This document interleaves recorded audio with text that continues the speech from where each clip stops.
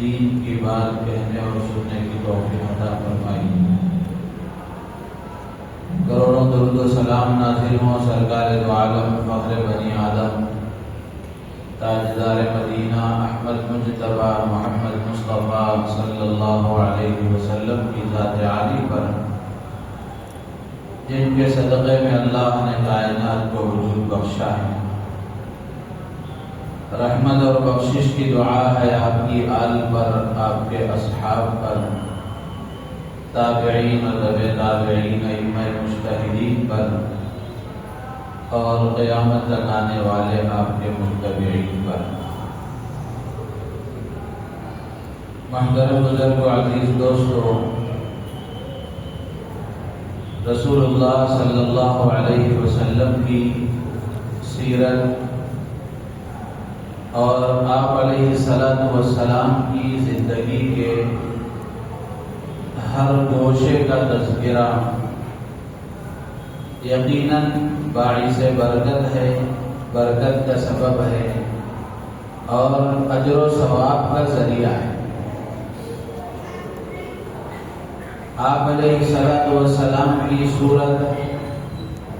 اور آپ علیہ السلام کے جسم مبارک کا تذکرہ کہ آپ علیہ السلام کا چہرہ کیسا تھا، بدن کیسا تھا، آپ کے گال کیسے تھے، آپ کی آنکھیں کیسی تھیں، آپ کے بال کیسے تھے، آپ کا پیٹ کیسا تھا، پیٹھ کیسی تھی، اور آپ کے جسم مبارک کا اور آپ کا قد کیسا تھا،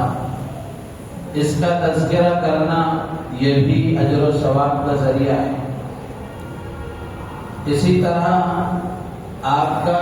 رہن سہن، گھر کا ماحول اور آپ کی استعمال کی چیزیں،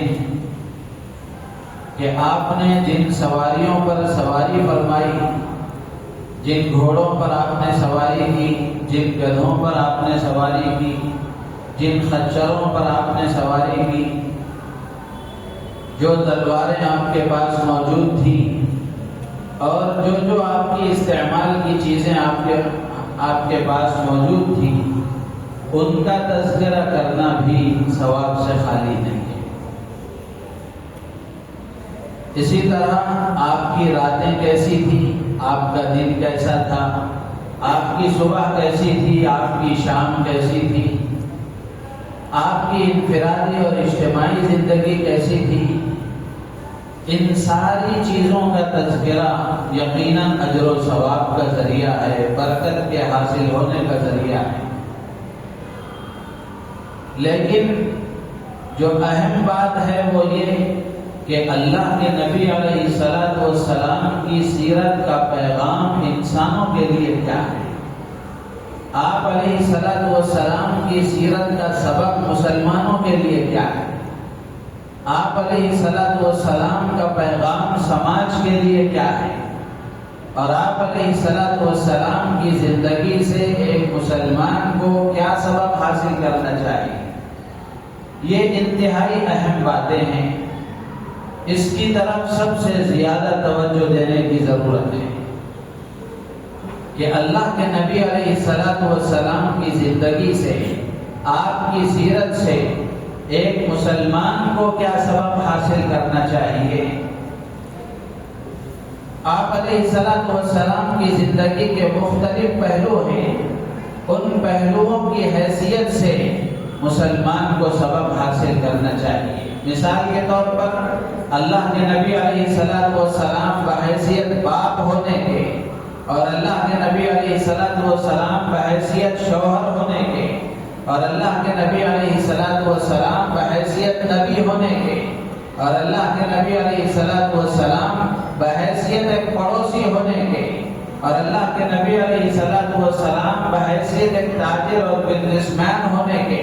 اور اللہ کے نبی علیہ السلام بحیثیت ایک نانا ہونے کے، امت کے لیے کس طرح آپ نمونہ ہیں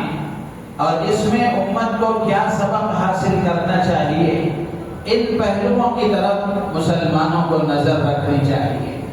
ان پہلوؤں کی طرف مسلمانوں کو دیکھنا چاہیے۔ تو اسی سے متعلق آج ایک اہم بات جو آپ حضرات کے سامنے عرض کرنی ہے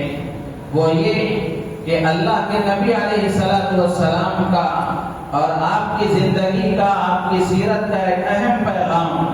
مسلمانوں کے لیے یہ ہے کہ مسلمان اپنا مزاج یہ بنائیں کہ جو بھی دینی بات ان تک پہنچے، جو بھی دینی بات ان کے علم میں آئے تو وہ اس پر عمل کریں اور اس کے ساتھ ساتھ اللہ کے بندوں تک اس کو پہنچانے کا جذبہ اپنے اندر پیدا کریں، دعوت کا مزاج اپنے اندر پیدا کریں، اپنے آپ کو دین کا داعی بنانے کی فکر کریں۔ اس لیے کہ اگر یہ مزاج ہمارے اندر ہوگا تو یہ بات مشہور ہے کہ جو داعی ہوگا وہ مدعو نہیں بن سکتا، یعنی حق کا جو داعی ہوگا اور اللہ کے نبی علیہ السلام کے لائے ہوئے سچے دین کا جو داعی ہوگا وہ باطل سے مغلوب نہیں ہوگا، باطل کو قبول نہیں کرے گا۔ تو اس لیے میرے عزیز و دوست بزرگو، اللہ کے نبی علیہ السلام کی سیرت کا ایک اہم پیغام اور اللہ کے نبی علیہ السلام کی ایک اہم سنت اور مسلمان کی ایک اہم ذمہ داری بحیثیت آپ کے امتی ہونے کے وہ یہ ہے کہ مسلمان اپنے اندر دعوت کا مزاج پیدا کرے، دین کی بات دوسروں تک پہنچانے کا حوصلہ اپنے اندر رکھے، بھلی باتوں کا حکم کرنا اور برائیوں سے روکنا یہ ایک مومن کی شان ہے اور مومن کی ذمہ داری ہے۔ قرآن پاک میں بھی اللہ تبارک و تعالی نے ایمان والوں کی صفات کا ذکر فرمایا۔ اللہ تعالیٰ فرماتے ہیں والمؤمنون والمؤمنات بعضهم اولیاء بعض، کہ ایمان والے مرد اور ایمان والی عورتیں آپس میں ایک دوسرے کے دوست ہیں، ہمدرد ہیں، خیر خواہ ہیں۔ یأمرون بالمعروف وینہون عن المنکر، وہ بھلی باتوں کا حکم کرتے ہیں اور برائیوں سے روکتے ہیں۔ ویقیمون الصلاة ویؤتون الزکاة، نماز کو قائم کرتے ہیں، زکوٰۃ ادا کرتے ہیں۔ ویطیعون اللہ ورسولہ، اللہ اور اس کے رسول کا کہنا مانتے ہیں۔ اس کے مقابلے میں اس سے پہلے ایک سب چند آیتوں پہلے اللہ تعالیٰ نے منافقین کا ذکر فرمایا، ان کی عادتوں کو، ان کی خصلتوں کو، ان کی صفات کو بھی اللہ نے بیان فرمایا کہ منافقین کی کیا صفات ہوتی ہیں۔ اللہ تعالیٰ فرماتے ہیں المنافقون والمنافقات بعضهم من بعض، کہ منافق مرد، منافق عورتیں، یہ سب ان کی چال ایک ہی ہوتی ہے۔ یأمرون بالمنکر وینہون عن المعروف ویقبضون ایدیہم، اللہ تعالیٰ نے منافقین کی تین صفتیں یہاں بیان فرمائی کہ جن کے اندر نفاق ہوتا ہے ان کی علامت یہ ہوتی ہے کہ وہ برائیوں کا پرچار کرتے ہیں، برائیوں کو پھیلانے کی کوشش کرتے ہیں اور ایک دوسرے کو برائیوں کی دعوت دیتے ہیں۔ وَيَنْهَوْنَ عَنِ الْمَعْرُوفِ، اور بھلائیوں سے روکتے ہیں، اچھی باتوں کو پھیلنے سے روکتے ہیں۔ وَيَقْبِضُونَ أَيْدِيَهُمْ، اور اللہ تبارک و تعالیٰ نے جو مال انہیں دیا ہے اور اس میں جو واجب حقوق اللہ تعالیٰ نے رکھے ہیں ان واجب حقوق کو ادا کرنے سے اپنے ہاتھ کو روکتے ہیں۔ تو میرے عزیز و دوست بزرگوں، تو اس سے معلوم ہوا کہ ایک ایمان والے کا مزاج اللہ کے نبی علیہ السلام نے اور خود خدا پاک نے یہ بتایا ہے اور بیان فرمایا ہے کہ مسلمان کا مزاج یہ ہونا چاہیے کہ وہ دین کی جو بھی بات سنے، دین کی بھلی جو بھی بات سنے تو وہ خود بھی اس پر عمل کرنے کی کوشش کرے اور اس کو دوسروں تک پہنچانے کا جذبہ اپنے اندر پیدا کرے۔ یہ داعیانہ مزاج اللہ کے نبی علیہ السلام کی امت کا خاصہ ہے اور امتیازی صفت ہے۔ قرآن پاک میں اللہ تبارک و تعالیٰ نے اس امت کی تعریف کرتے ہوئے امتیازی چیز یہی بیان فرمائی، کنتم خیر امت اخرجت للناس تأمرون بالمعروف وتنہون عن المنکر وتؤمنون باللہ۔ اللہ تعالیٰ فرماتے ہیں تم بہترین امت ہو، لوگوں کو فائدہ پہنچانے کے لیے تمہیں نکالا گیا ہے، تم بھلی باتوں کا حکم کرتے ہو اور برائیوں سے روکتے ہو۔ قرآن پاک میں بے شمار جگہوں پر اللہ تبارک و تعالیٰ نے اس بات کو بیان فرمایا ہے، اور اللہ کے نبی علیہ السلام کے زبانی اللہ نے کہلوایا، قل هذه سبیلی ادعو الى اللہ علی بصیرۃ انا ومن اتبعنی۔ اللہ تعالیٰ فرماتے ہیں کہ نبی جی آپ کہہ دیجئے، هذه سبیلی، یہ میرا راستہ ہے، قل هذه سبیلی ادعو الى اللہ علی بصیرۃ، کہ میں بصیرت کے ساتھ لوگوں کو اللہ کی طرف بلاتا ہوں، اللہ کی طرف دعوت دیتا ہوں، انا ومن اتبعنی، یہ کام میرا بھی ہے اور میری اتباع کرنے والوں کا بھی ہے۔ اللہ کی طرف بلانا، بندوں کو اللہ سے جوڑنا، بندوں کو اللہ کی پہچان کرانا اور بندوں کو دین سے جوڑنے کی کوشش کرنا، یہ اللہ کے نبی علیہ السلام کے زبانی اللہ نے کہلوایا کہ یہ میرا بھی کام ہے اور میری اتباع کرنے والوں کا بھی کام ہے۔ چنانچہ اسی کا نتیجہ کہ شروع زمانے میں اللہ کے نبی علیہ السلام نے جب اللہ کے اس پیغام کو اللہ کے بندوں تک سنانا شروع فرمایا، نبوت کا اعلان فرمایا گیا، اور اس کے بعد آپ نے جب دعوت کا آغاز فرمایا تو اس وقت میں جو مسلمان ہوتے تھے، اسلام میں داخل ہوتے تھے، اللہ کے نبی علیہ السلام انہیں یہی ذمہ داری دیا کرتے تھے کہ اللہ کے بندوں کو اللہ کی طرف متوجہ کرانے کی ذمہ داری ادا کرو، اللہ کا تعارف کراؤ، اللہ کی پہچان کراؤ۔ حضرت صدیق اکبر رضی اللہ تعالیٰ عنہ مسلمان ہوئے، اسلام میں داخل ہوئے، ان کے ذمہ یہی کام لگایا گیا، اور صحابہ مسلمان ہوئے، ان کے ذمہ یہی کام لگایا گیا۔ چنانچہ صحابہ جیسے ہی مسلمان ہوتے، اسلام میں داخل ہوتے، اور وہ اپنی ذمہ داری سمجھ کر اللہ کے بندوں کو اللہ کی طرف بلانے کے فریضے کو ادا کرتے تھے۔ قرآن پاک میں اللہ تبارک و تعالیٰ نے فرمایا، وَمَنْ أَحْسَنُ قَوْلًا مِّمَّنْ دَعَا إِلَى اللَّهِ وَعَمِلَ صَالِحًا وَقَالَ إِنَّنِي مِنَ الْمُسْلِمِينَ۔ اللہ تعالیٰ فرماتے ہیں کہ کتنی خوبصورت بات ہے، کتنی عمدہ بات ہے اس آدمی کی جو اللہ کے بندوں کو اللہ کی طرف بلاتا ہے۔ اللہ کی طرف بلانے والے کی گفتگو اور اللہ کی طرف دعوت دینے والے کی بات کتنی عمدہ اور خوبصورت بات ہے۔ آج کوئی آدمی اچھی شعر و شاعری کرتا ہے، اچھا گنگناتا ہے، اچھی نعتیں پڑھتا ہے، تو لوگ کہتے ہیں کہ کمال کا شاعر ہے۔ کوئی اچھا بیان کرتا ہے، اچھی اسپیچ دیتا ہے، تو لوگ کہتے ہیں کہ اسپیکنگ پاور بہت خوب ہے۔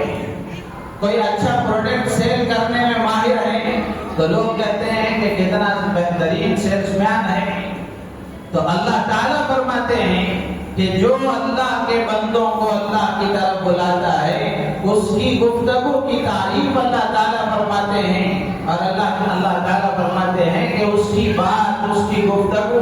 کتنی عمدہ اور خوبصورت ہے جو اللہ کے بندوں کو اللہ کی طرف بلاتا ہے۔ تو اس لیے میرے عزیز دوست و بزرگوں، مسلمانوں کا مزاج جب تک یہ تھا، یعنی داعیانہ مزاج مسلمانوں کے اندر جب تک تھا، خود دین پر عمل کرنا اور اللہ کی طرف سے لائے ہوئے اللہ کے نبی علیہ السلام کے دین کو اپنی زندگی میں لانے کے ساتھ ساتھ اللہ کے بندوں تک پہنچانا، اللہ کا صحیح تعارف کرانا، اللہ کے احکامات کو سمجھانا، بتانا، جب تک یہ مزاج امت میں تھا، امت کو اللہ تبارک و تعالیٰ نے فوقیت اور برتری عطا فرمائی تھی۔ جب سے یہ داعیانہ مزاج ہمارے اندر سے نکل گیا، ایک تو دین ہماری زندگیوں سے خود نکل گیا، ہم نے دین کو چھوڑ دیا،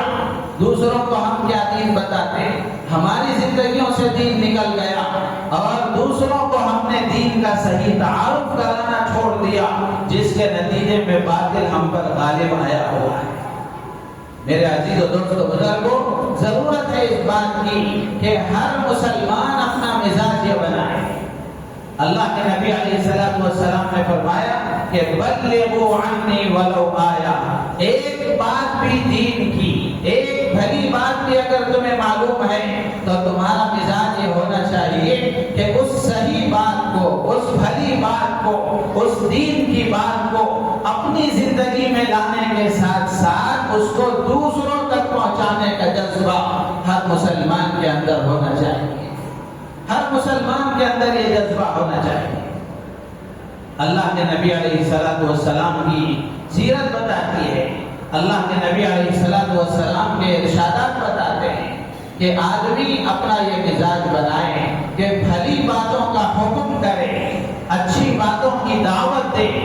اور معروفات کو عام کرنے کی کوشش کرے، اور اسی کے ساتھ ساتھ مزاج یہ بھی ہونا چاہیے کہ اگر کوئی برائی نظر آئے، دین کے خلاف کوئی کام ہوتا ہوا ہمارے سامنے ہماری نظر پڑے، تو ہماری ذمہ داری یہ ہے کہ ہم اس کو روکنے کی کوشش کریں۔ حدیث میں اللہ کے نبی علیہ السلام نے فرمایا من رأى منكم منكرا فليغيره بيده فإن لم يستطع فبقلبه وذلك أضعف الإيمان۔ اللہ کے نبی علیہ الصلوۃ والسلام نے فرمایا کہ تم میں سے جو کوئی برائی کو دیکھے، کوئی غلط کام ہوتا ہوا دیکھے، تمہاری نظر پڑ جائے،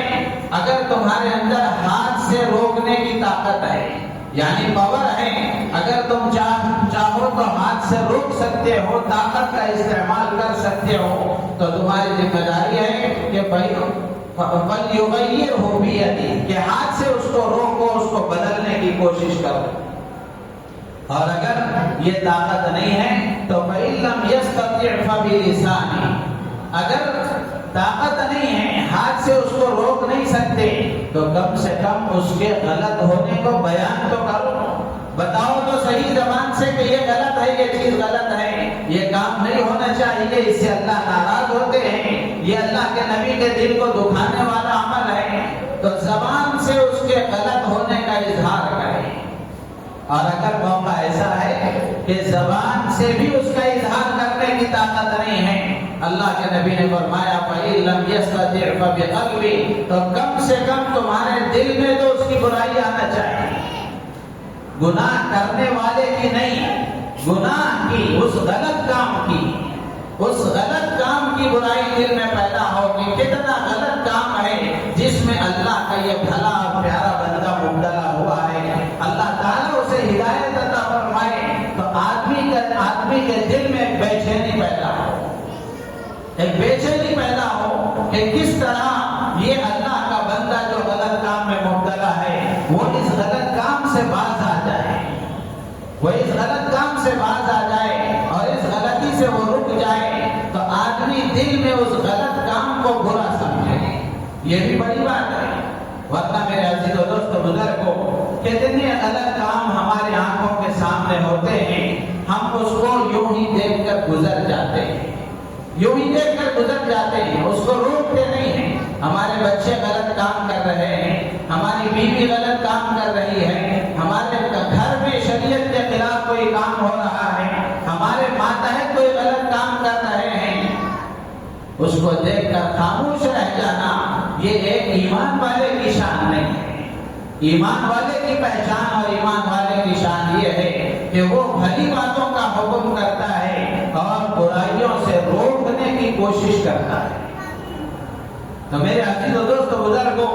یہ مزاج اللہ کے نبی علیہ الصلوۃ والسلام نے اپنے ماننے والوں کا بنایا۔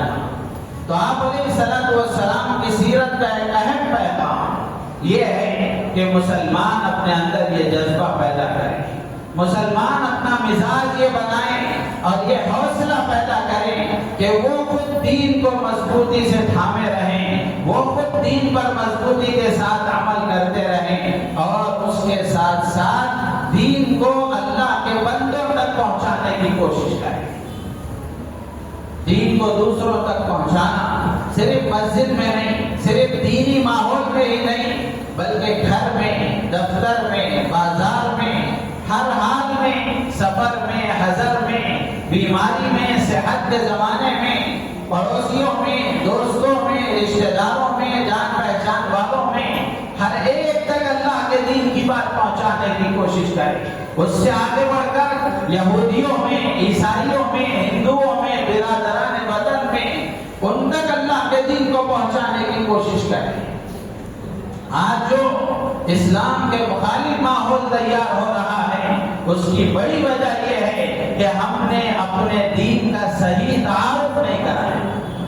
ہم نے اپنے دین کا صحیح تعارف نہیں کرایا، ہم نے اپنے نبی کا صحیح تعارف نہیں کرایا، جس کی وجہ سے غلط فہمیاں پیدا ہوئی، اور غلط فہمیوں کے نتیجے میں آج وہ مسلمان کو اور اسلام کو غلط سمجھنے لگے۔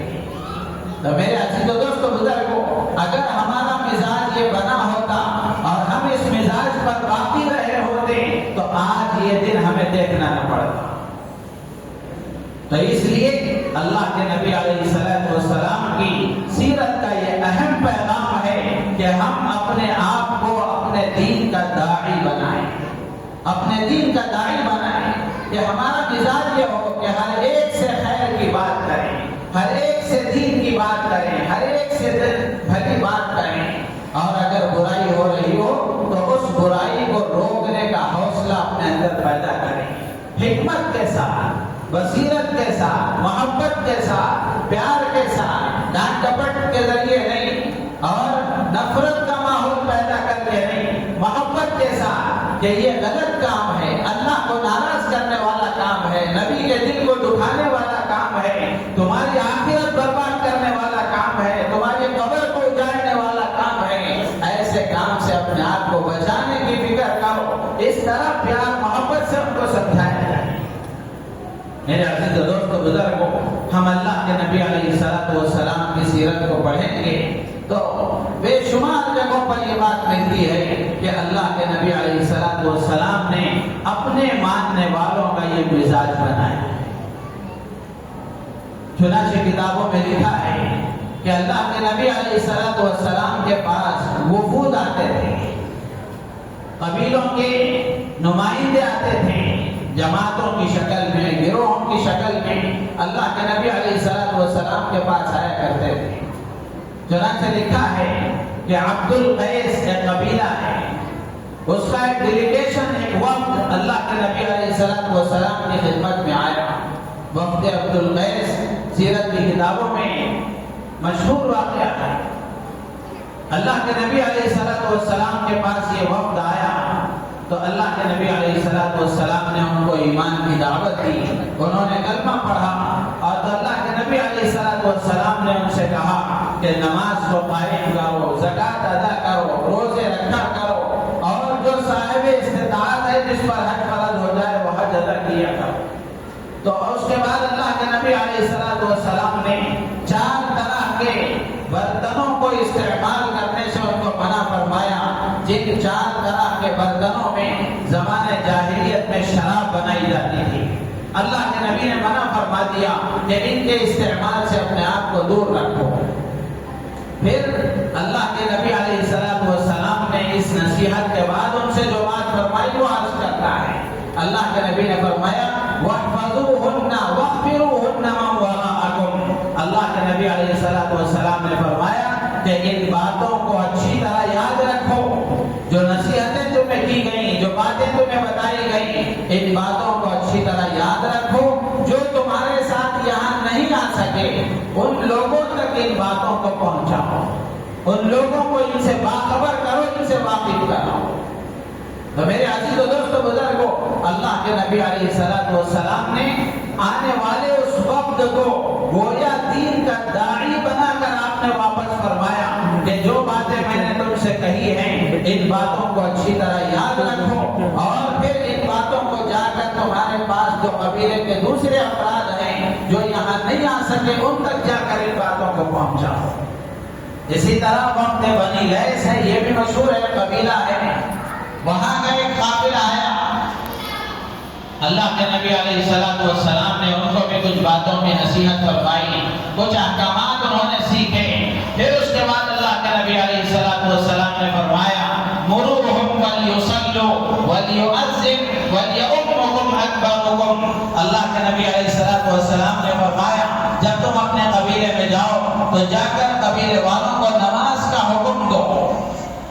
جا کر قبیلے والوں سے کہو کہ وہ نماز پڑھیں اور تم میں سے کوئی ایک آدمی اذان دے. وَلْيَؤُمُّكُمْ أَكْبَرُكُمْ. اور تم میں علم و عمل کے اعتبار سے عمر کے اعتبار سے جو بڑا ہو وہ ان کی امامت کرے.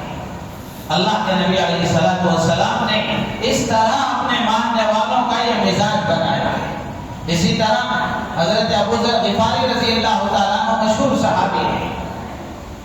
ان کو جب یہ بات پہنچی اور ان کو معلوم ہوا کہ مکے میں ایک شخص آیا ہے جو نبوت کا دعویٰ کرتا ہے تو حضرت ابو ذر غفاری رضی اللہ تعالیٰ عنہ نے اپنے بھائی کو مکے بھیجا کہ جاؤ جا کر معلوم کر کے آؤ کہ وہ کون شخص ہے, کیسا ہے, کس بات کی وہ دعوت دیتا ہے اور اس کا مزاج کیا ہے, اس کی تعلیمات کیا ہیں, جا کر تحقیق کر کے آؤ. ان کے بھائی مکہ آئے. آ کر چونکہ عام اسلام کی دعوت کا ماحول نہیں تھا, مشرکین کی طرف سے مخالفت زوروں پر تھی, اس لیے کھل کر پوچھ نہیں سکتے تھے کسی سے کہ وہ کون پیغمبر ہیں.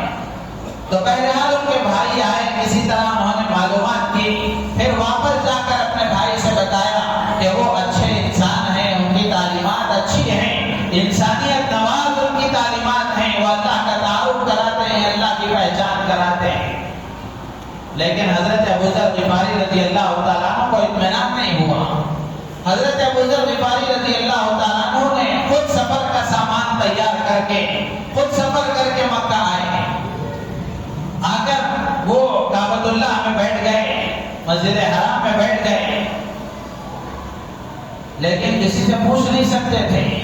ماحول مخالف تھا, کسی سے پوچھ نہیں سکتے تھے, بیٹھے رہے یوں ہی. پورا دن گزر گیا, رات ہو گئی. حضرت علی رضی اللہ تعالیٰ عنہ نے دیکھا کہ یہ کوئی آدمی ہے جو صبح سے یہاں بیٹھا ہوا ہے, رات ہو رہی ہے, لگتا ہے کوئی مسافر ہے. تو حضرت علی رضی اللہ تعالیٰ عنہ نے ان سے کہا کہ ایسا لگتا ہے کہ آپ مسافر ہو تو چلو رات ہمارے گھر کھانا کھا لو اور ہمارے یہاں قیام کر لو. حضرت علی رضی اللہ تعالیٰ عنہ اپنے ساتھ لے گئے, اپنے ساتھ لے گئے. رات گزر گئی, پھر صبح میں حضرت ابو ذر غفاری آ گئے. آ کر کعبۃ اللہ کے صحن میں بیٹھ گئے. اسی طرح انتظار میں رہے کہ کسی طرح معلوم ہو جائے, لیکن پورا دن گزر گیا, پورا دن گزر گیا, رات ہو گئی. حضرت علی نے پھر دیکھا رضی اللہ تعالیٰ عنہ, پھر دیکھا تو پھر ان کو دعوت دی کہ آؤ رات ہمارے گھر قیام کر لو, ہمارے یہاں کھانا کھا لو. تو پھر وہ آئے. دوسری رات بھی گزر گئی. تیسرے دن صبح میں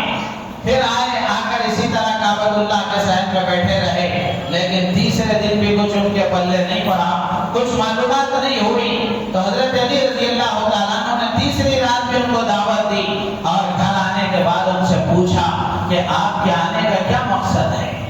آپ کیوں آئے ہو؟ تو حضرت ابو ذر غفاری رضی اللہ تعالیٰ عنہ کہتے ہیں کہ انہوں نے چپکے سے کہا کہ کسی کو اطلاع نہ ہو, میں آپ سے یہ کہہ رہا ہوں, مجھے یہ بات پہنچی ہے, معلوم ہوا ہے کہ یہاں کسی نے نبوت کا دعویٰ کیا ہے, کوئی اپنے آپ کو آخری نبی کہتے ہیں, ان کی تعلیمات بہت اچھی ہیں, تو میں چاہتا ہوں کہ ان سے ملوں اور معلوم کروں کہ وہ کیا کہتے ہیں. حضرت علی رضی اللہ تعالیٰ عنہ نے فرمایا تو ٹھیک ہے, اچھی بات ہے, چلو میرے ساتھ آؤ, میرے پیچھے پیچھے تھوڑا فاصلے سے چلتے رہنا, ذرا ڈسٹینس مینٹین کرتے ہوئے چلتے رہنا. میں جب کسی گھر میں اندر داخل ہو جاؤں تو میرے جانے کے بعد تھوڑی دیر کے بعد تم بھی اندر آ جانا.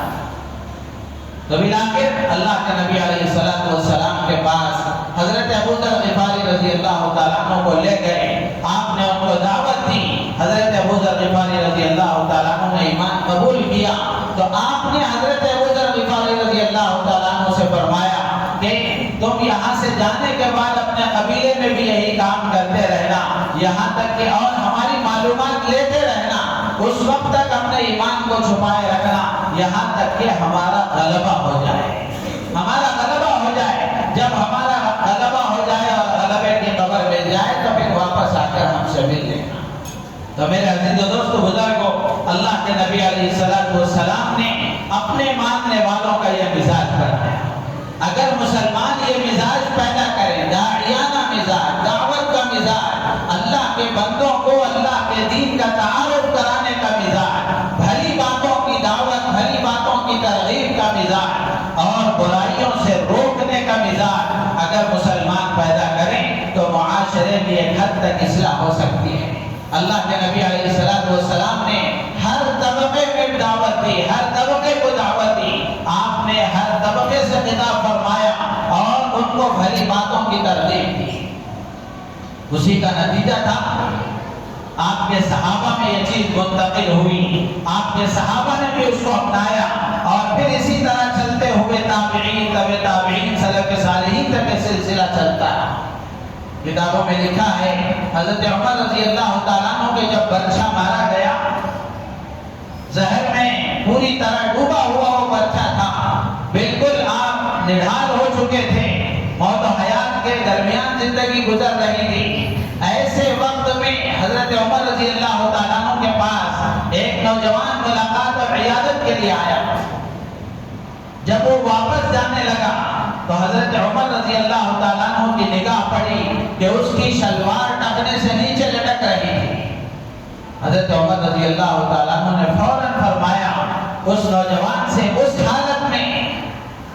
حالت میں زندگی اور موت کی کشمکش ہے، سخت تکلیف ہے، ایسے موقع پر بھی حضرت عمر رضی اللہ تعالیٰ عنہ کے سامنے جب یہ بات آئی اور آپ نے دیکھا کہ اس کی شلوار ٹخنے سے نیچے لٹکی ہوئی ہے، حضرت عمر رضی اللہ تعالیٰ عنہ نے اس کو فوراً منع فرمایا کہ ٹخنا ڈھکنا اسلام میں جائز نہیں ہے، اس لیے اپنی شلوار کو ٹخنے سے اوپر رکھا۔ حدیث میں آتا ہے کہ جو اپنا ٹخنا ڈھکتا ہے قیامت کے دن اللہ تبارک و تعالی اس کی طرف رحمت کی نظر نہیں فرمائیں گے۔ میرے عزیز و دوست بزرگوں، آج مسلمانوں کا بڑا طبقہ اور مسلمانوں کی ایک بڑی تعداد ایسی ہے جو ٹخنے ڈھکنے کو اپنے لیے فخر سمجھتی ہے۔ نوجوان تو نوجوان، بوڑھے لوگ بھی ٹخنے ڈھانک کر چلتے ہیں، ایک پہچان ہو گئی ہے۔ بالکل یہی ماحول تھا۔ حضرت عثمان غنی رضی اللہ تعالیٰ عنہ کو اللہ کے نبی علیہ السلام نے صلح حدیبیہ کے موقع پر مکہ بھیجا تھا، تو کفار مکہ سے مذاکرات کے لیے حضرت عثمان غنی رضی اللہ تعالیٰ عنہ اپنے چچا زاد بھائی کے گھر آئے اور ان کو ساتھ لے کر ان سے مذاکرات کے لیے جب گئے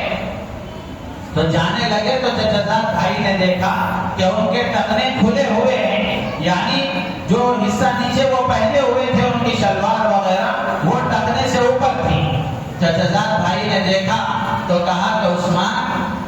ان لوگوں کا حال یہ ہے مکے والوں کا کہ جتنا ٹخنا ڈھکا ہوا ہوتا ہے، جتنا ازار نیچے لٹک رہی ہوتی ہے، وہ اتنا اپنے لیے شان سمجھتے ہیں، اس کو بڑا سمجھتے ہیں، عزت دیتے ہیں۔ تو اس لیے میری رائے یہ ہے کہ تم بھی اپنا ازار نیچے کر لو، ٹخنے سے نیچے کر لو، تاکہ تمہاری بھی عزت رہے، مقام رہے، تم مذاکرات کے لیے جا رہے ہو، بات چیت کے لیے جا رہے ہو۔ حضرت عثمان غنی رضی اللہ تعالیٰ عنہ نے ایک جملہ فرمایا۔ حضرت عثمان غنی رضی اللہ تعالیٰ عنہ نے فرمایا، ہاکذا ازارۃ صاحبنا، ازار اوپر پہننا، ٹخنے کھلے رکھنا، یہ ہمارے نبی کی سنت ہے، اس میں کسی سے سمجھوتا نہیں ہو سکتا، اس میں کسی سے سمجھوتا نہیں ہو سکتا۔ اور آج بھی اللہ تبارک و تعالیٰ نے سنت میں وہی طاقت رکھی ہے کہ بڑی بڑی سپر پاور طاقتیں قدموں میں گر رہی ہیں، سپر پاور طاقتیں ہیں، لیکن جنہوں نے دین کو مضبوطی سے تھاما ہے، سنتوں کو مضبوطی سے تھاما ہے، اللہ کے دین کو مضبوطی سے تھاما ہے، اللہ تبارک و تعالیٰ نے آج کے اس دور میں بھی ان کا سر اونچا فرمایا ہے۔ میرے عزیز و دوستو، بزرگوں کو ضرورت ہے اس بات کی کہ دین کی اہمیت خود ہم اپنے دلوں میں پیدا کریں اور دین کی بات دوسروں تک پہنچانے کا جذبہ اپنے اندر پیدا کریں۔ اس کے لیے ہمارا مزاج یہ ہو کہ اپنے بچوں کے درمیان میں، اپنے گھر میں، اپنے پڑوسیوں میں، ملنے جلنے والوں میں دین کی بات پہنچانے کا جذبہ، خیر کی بات پہنچانے کا جذبہ، بھلی باتوں کے پہنچانے کا جذبہ، یہ داعیانہ مزاج، یہ دعوت کا مزاج، یہ امت کا امتیاز ہے، ہر مومن کا کام ہے،